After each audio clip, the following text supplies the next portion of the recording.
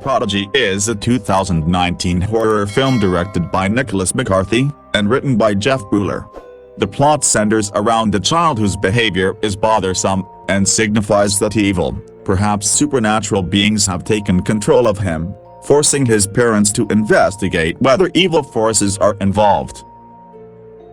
This story begins with a girl who comes out of a house. It seems that she is being held for a long time in the house. She runs and runs for help until finally she can stop a car that is driving on the road. She asks for help from the woman who drives the car, and it appears that the girl who ran away looked in a terrible state, like being tortured, and her hand had been cut off.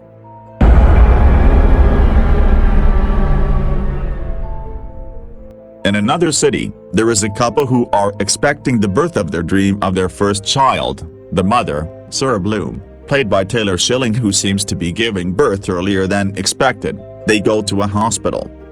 Push breathing. In another place at the same time, there is a group of police who will secretly storm a house. And it seems that the house is a house of torture where the girl at the beginning of the story who had her hand cut off escaped. Before the police stormed the house, it turned out that the criminal who was in the house realized that there were police who were going to storm into the house. Then he turned to look at the room where the girl was locked up, and he realized that the girl had run away. He who knew it became very upset and angry. Soon he lunged out of the house naked. The criminal was killed by bullets by the police, and at the same time in a maternity hospital, the baby boy he had been waiting for was born from the mother, Sarah. You're perfect. The baby boy was given the name Miles Blume, and over time Miles's growth was considered to exceed the normal growth of other babies. Even in just a few months, Miles was able to say the word mother, which made doctors call him a smart boy. Did you really just say that? Miles also grows up to be a genius for his age. Unfortunately, intelligence is not accompanied by social growth. Miles seems to prefer to be alone. In short, when Miles, played by Jackson Robert Scott, was 8 years old, he was already in school. Evil events gradually start in this family. When Miles is left alone with his nanny, the nanny has a serious accident in the basement, and it seems that this is not accidental.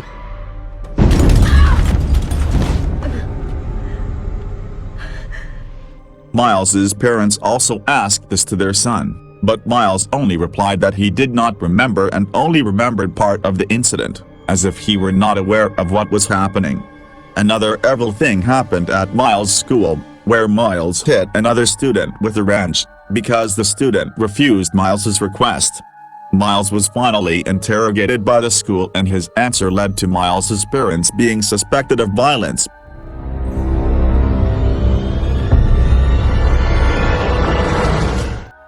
This made John Blume as a father to be blamed by his wife, because John's past was tortured by his father. Until one night, Sarah went into Miles's room. She was shocked after she finished covering him and turned around. Miles cursed her with harsh words, but Sarah immediately turned around and saw Miles was still asleep. But suddenly Miles woke up and said that there was someone else there, while pointing at his head. No, he's in here. He's inside. One day Sarah is met by a fellow doctor named Arthur, who has studied Miles' voice recording that Sarah had previously recorded.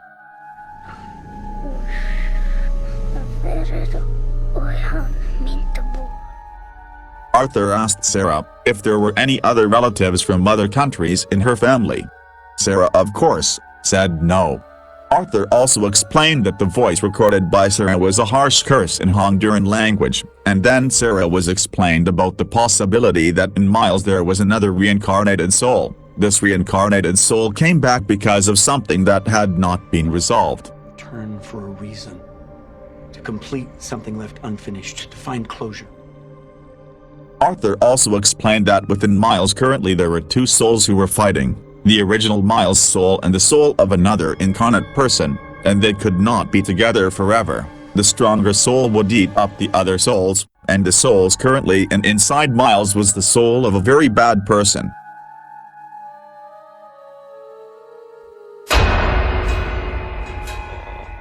Then one morning, John wanted to find his lost pet dog, and asked Miles to help find him. But John was shocked to death when he saw his son speak harshly to him, and learned that John's father was someone who used to beat him when he was a child. Hearing this makes John very angry, and makes him even more angry when he finds out that Miles found out about it, because he had spied on his room with Sarah, with a baby camera.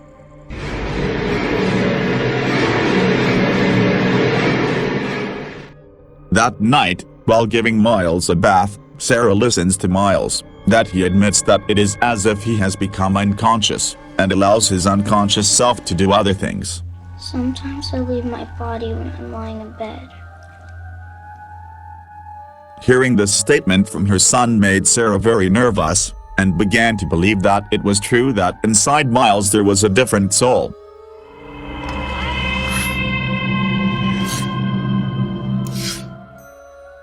At the time of going to sleep, Sarah was awakened by the many insects stuck to her door. She finally followed where the insects were coming from.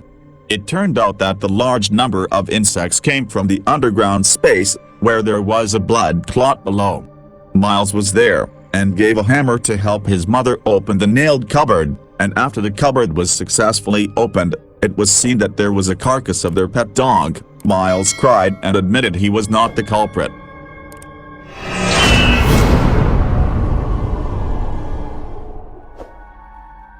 Finally, Sarah realized that what Arthur had said to her was true, and she was going to take her son there. Arthur was also relieved after Sarah brought Miles to him immediately. Arthur will hypnotize Miles to find out the identity of the soul that lives in Miles, and also to know the true intentions of that soul. The hypnosis process is successful. Finally, Arthur can find out the sinister soul that is inside Miles.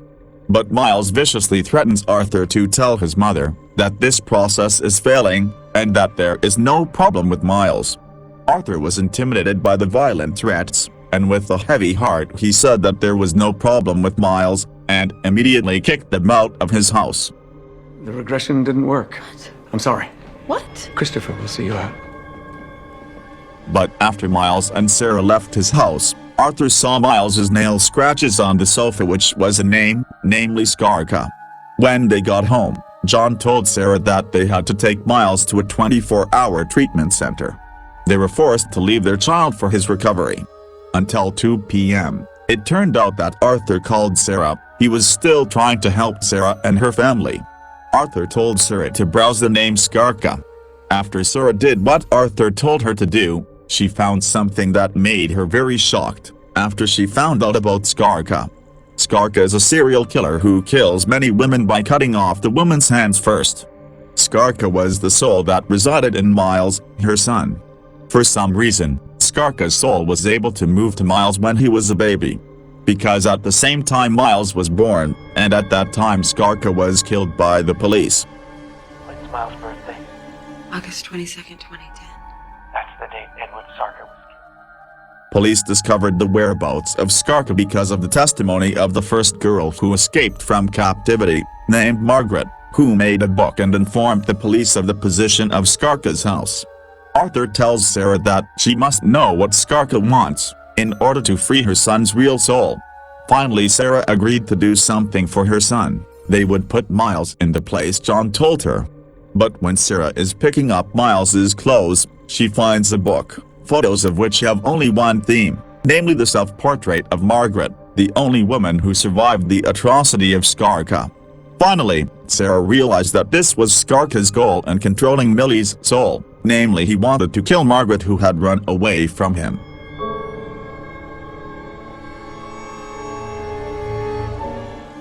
Meanwhile, John is picking up Miles at school, and he will be taken to the nursery he has chosen. John tells Miles where to take him, and of course John doesn't know that Skarka is not Miles talking to him. Miles finally got angry and stabbed him in the stomach. The car that he finally swerved and crashed into a tree.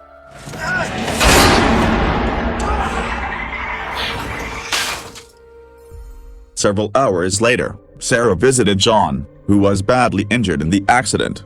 She cried and promised to do something to free Miles.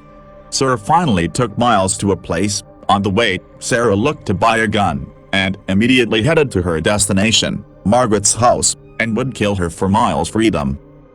Sure enough, Sarah headed for Margaret's house and she told Miles to wait in the car. After a while she invited Margaret to chat. She finally got up the courage to shoot Margaret with her gun, but just as she was about to shoot, Sarah was unable to do so. Suddenly Miles appeared with a large knife and scolded Margaret. Margaret, who heard Miles's words, looked shocked, because her words were exactly what Skarka had said the night she escaped. Hey! Which one you like better? How did Miles know that? Margaret could not think anymore because Miles had attacked her and stabbed her stomach.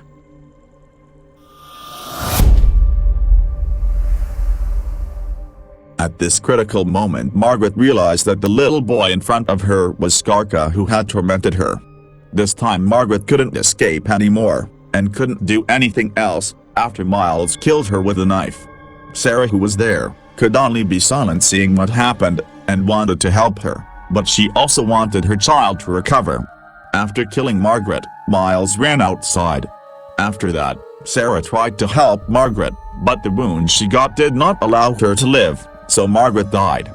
Sarah finally chases Miles out of the house. She finds Miles in the middle of a field. Sarah thought that with Margaret's death, Skarka's wish had been fulfilled, and she would leave Miles's soul. But apparently, Sarah's estimate was wrong. It turns out that Skarka is still inside Miles and tells her that Miles has long been lost, and so far Skarka has always been present in Miles. He's gone now. Sarah was angry because Skarka had killed Miles' soul. She also pointed Miles and was about to shoot. She didn't want her son's body to be taken over by monsters like Skarka. Shortly there was a gunshot sounded. It turned out that Miles, aka Skarka, was not shot, but Sarah collapsed after being hit by a bullet by a farmer who was in the field. The farmer did not know anything. All he knew was he was helping a child who was about to be killed. Skarka was still alive with Miles's body. Sometime later, Miles is taken to live in a temporary orphanage until John is discharged from the hospital. In his new bedroom, Miles stares at a mirror that reflects the image of Skarka.